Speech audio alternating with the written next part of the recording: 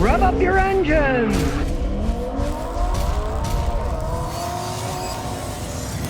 Well, you hear all this hot air about GM's going to make all these electric cars, right? Well, guess what? They're not going to be making the Chevy Bolt anymore. They're going to shut down the production of that. They'll probably never make anymore. They got to fix all the ones that they had because they started on fire and changed all the batteries. They tried to lie and say, oh, it's just a module. No, it isn't. They had to replace the whole battery thing. So it didn't work out that. We'll just stop making those. We'll make a different one, right? And it won't have any problems. That's been GM's problem for a long time. Rather than start with something like the Japanese and perfect it over time, take the Honda Civic. Crappy little runabout when it first came out. Then they made it better and better and better. Now they're great little cars and they look beautiful. And they corner GM. Oh, that didn't work. Throw that away. Let's make something else. Oh, that didn't work. Let's throw it away. I don't see good things in their future, if you ask me. They failed twice with electric cars now. Their original one, then this. Who's to say all of a sudden magically they're going to make good ones? I wouldn't hold my breath on that one. They're talking about making the electric GM Silverado and the electric GMC Sierra. And they put billions in this plant in the United States, right? Let's look at history there, too. We were one of the worst rated trucks. Silverado and the Sierras. The engines broke. Things had all kinds of problems. They don't have a good history to build this stuff on. Now, yeah, it's going to be electric cars instead of gasoline and diesel. Who's to say they're going to do it right? They seem to have done a lot of stuff wrong. All of a sudden, they're magically going to make it correct? These people are jumping in this electric car fantasy. It's just too much for me. Read an article that in China, they are literally making over 100 nuclear power plants to make electricity. That actually makes the most sense. They'll have electricity over there and over here. Oh, gee, I don't know. Does anybody want to build it? It's not profitable. We don't want to build that. But we'll build a whole bunch of cars that work on electricity. Sounds like they're putting the cart before the horse on that one. Andrew Cully says, what do you think of the newer Dodge Darts? Not much. The original Dodge Darts were the economy car, and some guy put V8s in muscle car back in the 70s and stuff. The newer Dodge Darts are basically a lot of Fiat technology, and just like Fiat cars, I mean, Fiat owned them. It used to be Fiat Chrysler, now it's Stellantis. Still, when they were making the Dodge Darts, it was Fiat and Chrysler. They had a lot of Fiat technology, and it was garbage. They were terrible cars. They were just a cheap econobox car. I rented one once. I thought, what a pile of junk. The only advantage was I was renting it, and it did get phenomenal gas mileage. But I could tell the transmission was already starting to go out and slip on it, and it only had like 12,000 miles on it. Oscar Corrales says, I got a 2016 Scion TC in slow traffic. When I brake, I hear a super large water noise like water splashing. What's probably happening is you have air in your cooling system. Now, when you get air in your cooling system, your car's heater core that gives you heat is inside the dash. And when you're low on coolant, the heater core is generally the highest part of the cooling system. So when you get air and you're low on coolant, the heater core, instead of being all water, is half water and half air, and that's what you hear is the sloshing. So the first thing you want to do is you want to burp all the air out of your car's cooling system. And what you can do is park it so it's backed up on an incline with the front here and the back there, or just jack the front end up. Take the radiator cap off, start the car, and let it warm up. And as it warms up, generally the air will all be in the radiator. Then you can keep pouring coolant in until it's full. That's a very good way of doing it. Now it's cold in the winter, so it's easy to do. In the summer, if you do that, you got to get a big fan and stick it in front of the car so it doesn't overheat. But in the winter, you're generally not going to have a problem with it overheating. You jack it up. Then the air will migrate to the radiator because the car's jacked up in the front. Then the radiator will be higher than the heater core, and you can burp all the air out. McBlitz says, I just sold a Saab 900 Turbo convertible. I got $2,200 for it. What are your thoughts? Well, you were smart to get rid of it, but I feel sorry for the person who bought it.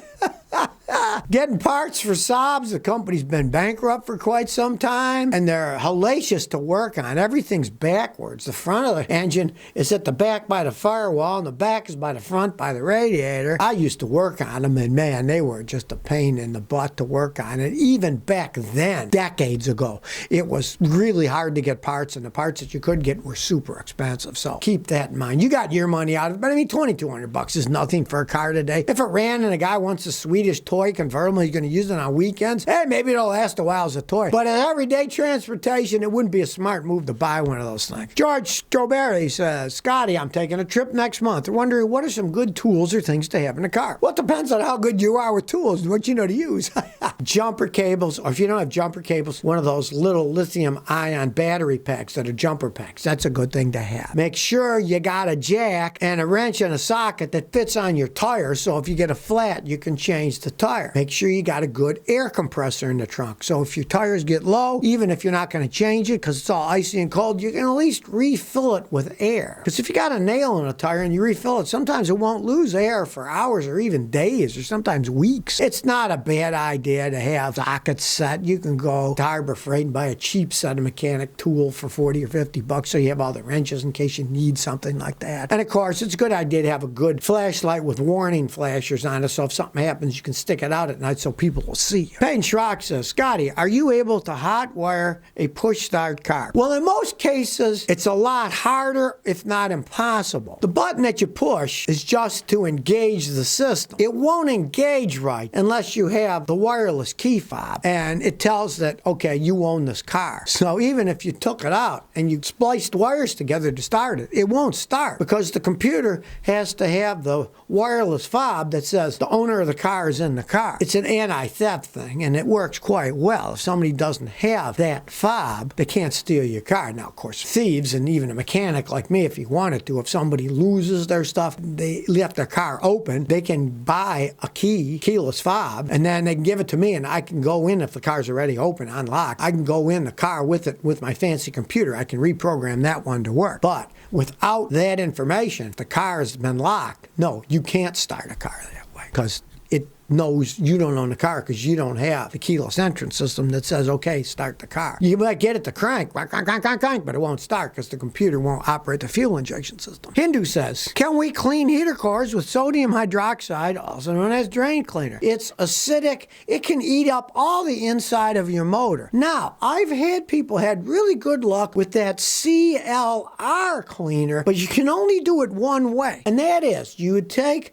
the two heater hoses off under the hood of your car that go into the heater core in the dash. You take those two off, you would empty it out. Then you'd put some CLR drain cleaner in it, little water, and let it soak for an hour or two, and then flush it out. Forwards one way and then backwards the other way to get it all out of the system. And that CLR cleaner does seem to be pretty good to clean them out. It's worth a try. Now, don't put it in the system and drive it because it can destroy your head gaskets and stuff. That's why you got to do the core by itself by removing the hoses from the system, then pouring the cleaner in and then flushing it through. But I wouldn't even chance it with drain cleaner because if any residue is left, it could destroy stuff. Plus, it could also eat away your heater core, eat holes in it. Mr. Singh says, are DPFs, diesel particulate filters, reliable enough to last 10 years? Most of them aren't, especially the Volkswagens. They tell you every 5 years or so you got to replace them, and often they'll clog up before that. It's just a half-assed way to make diesel engines legal so they don't put out other particulates. They're going to clog up. Now, of course, they've got liquid that you put in some of them, and then that runs it through and burns the stuff off, and they can last quite some time then, but still, the level of technology isn't like the catalytic converter in a gasoline car that could last forever. Theoretically, they can. I've seen Toyotas with 500,000 miles, still had the original one on it, worked fine. But as for diesels, not. There's no way that they're going to last 10 years if you put a lot of driving on it. I've never seen one yet last 10 years. There's not going to be any more Daimler. It's going away. We all know them as Mercedes-Benz, but of course the company is called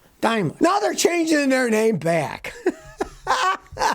I don't know. Everybody gets carried away with names these days. It turns out that the shareholders of Daimler, the company, voted to change the name to Mercedes-Benz Group AG. You know, everything, all this name stuff. Maybe it's for tax purposes. Still says Google, but Google is actually Alphabet. A while back, they changed the name of the company to Alphabet. The company's officially going to be known as Mercedes-Benz AG. Again, the world's turned upside down and said, everybody called them Mercedes-Benzes anyways. How many people called them Daimler? I drive the Daimler. No, in the United States, it's a Mercedes-Benz anyway, so who cares what the name of the company is? But they voted on this. I guess they got nothing better to do with their time then. Shall we call it Mercedes-Benz or Daimler AG? What shall we call it? What do they say? A rose by any other name? Well, in this case, Benz by any other name is still an endless money pit that costs too much money. I don't care what they call it.